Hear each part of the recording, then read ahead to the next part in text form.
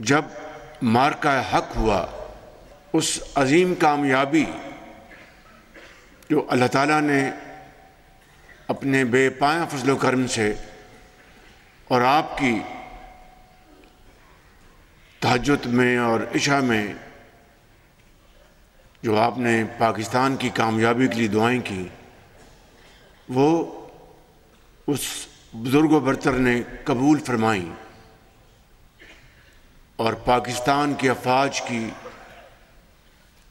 دلیرانہ اور انتہائی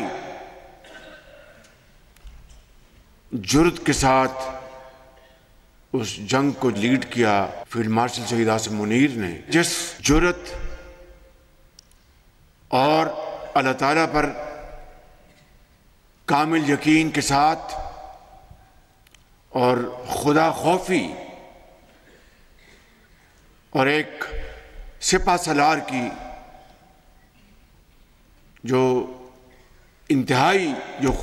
خصوصیت ہوتی ہے کہ اپنے گھوڑوں کو تیار کر کے اللہ کے سہارے چل پڑے اور پیچھے نہ دیکھے، یہ وہ جرأت تھی جس نے اللہ تعالیٰ نے پاکستان کو عظیم کامیابی دلوائی۔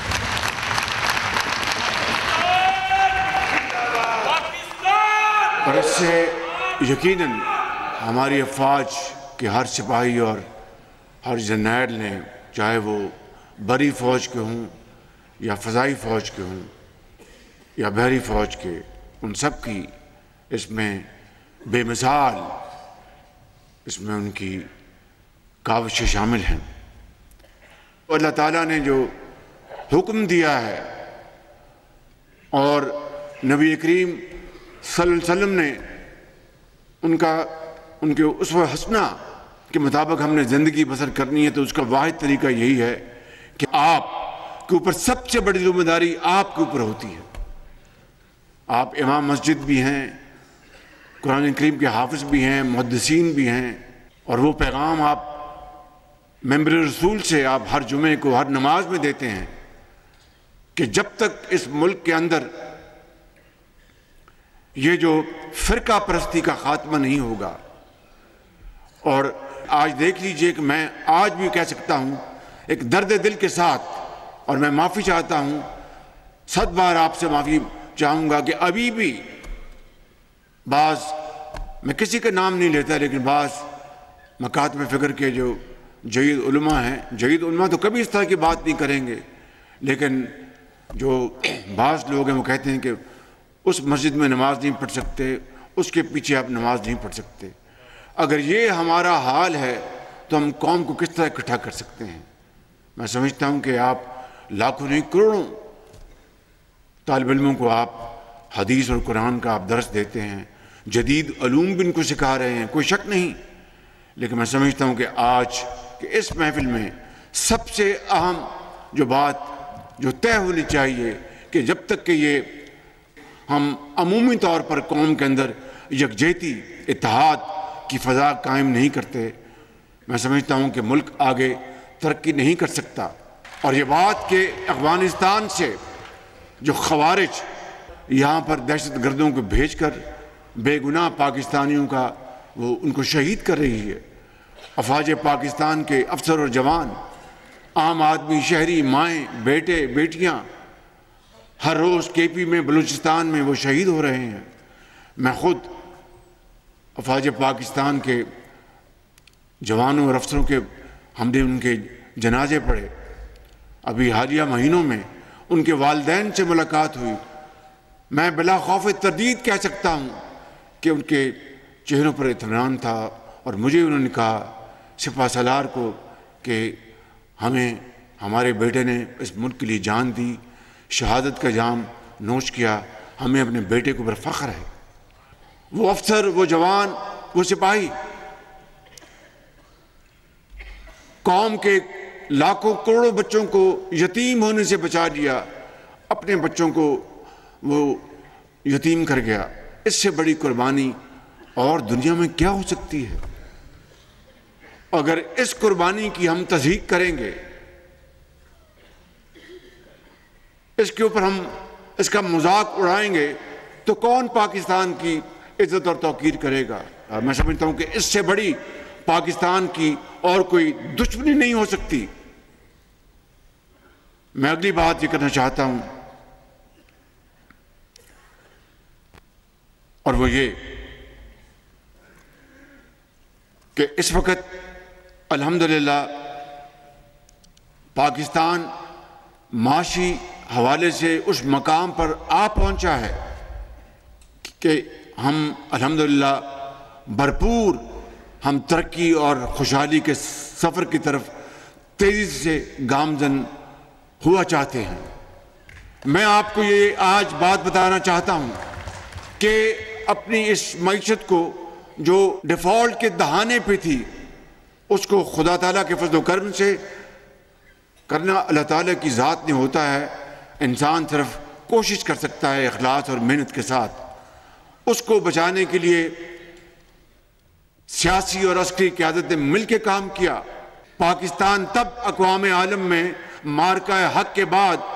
اس عظیم مقام پر پہنچ جائے گا انشاءاللہ جب ہم یہ نہ صرف قرضے واپس لوٹائیں گے بلکہ اپنی دولت خود پیدا کریں گے اور پاکستان کو عظیم بنائیں گے انشاءاللہ۔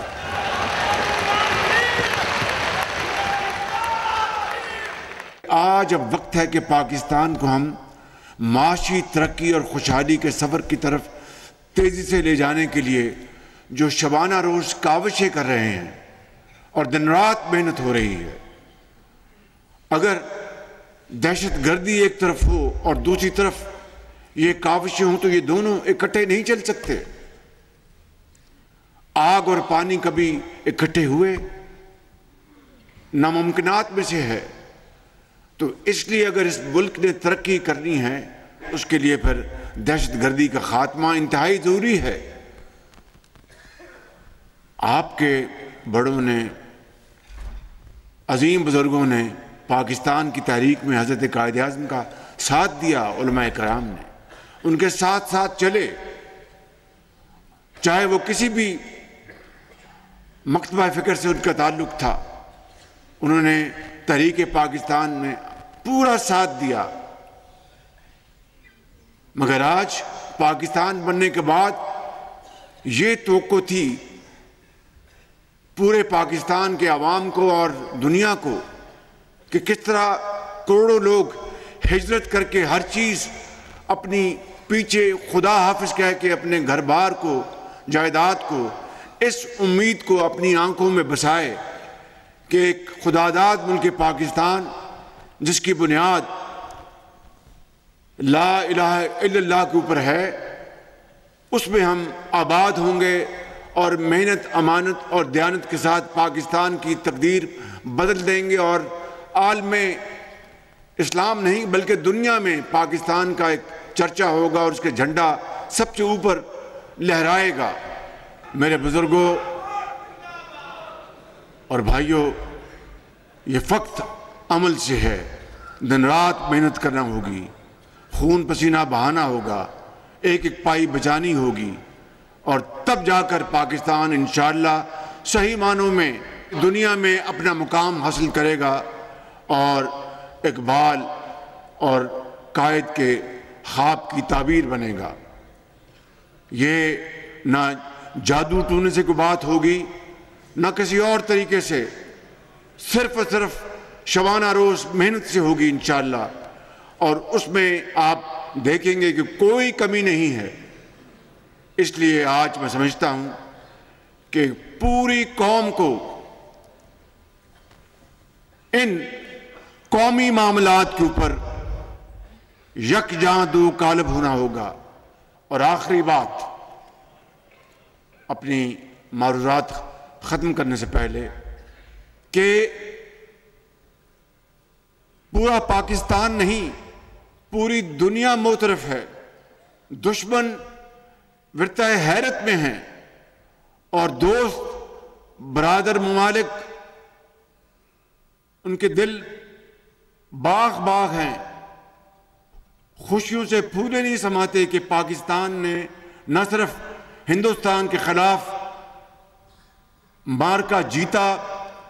اور بڑی عظیم فتح حاصل کی اللہ کے فضل کرم سے،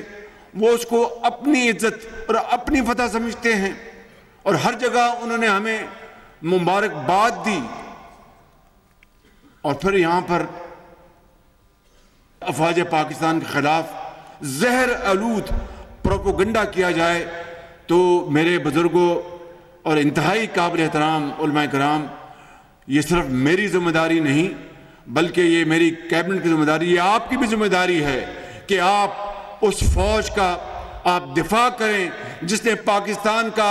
دفاع کرنے کے لیے اپنے خون کی قربانی دی اور ازلی دشمن کا وہ شکست دی کہ وہ قیامت تک یاد رکھے گا، قیامت تک۔ تو اس لیے میں سمجھتا ہوں کہ آپ کو ان حوالوں سے بھی آپ کو پوری طرح آگاہی ہونی چاہیے۔ اور آخر میں اقبال کا شعر کہہ کے ختم کروں گا اپنی بات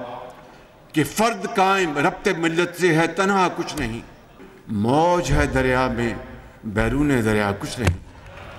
پاکستان زندہ باد۔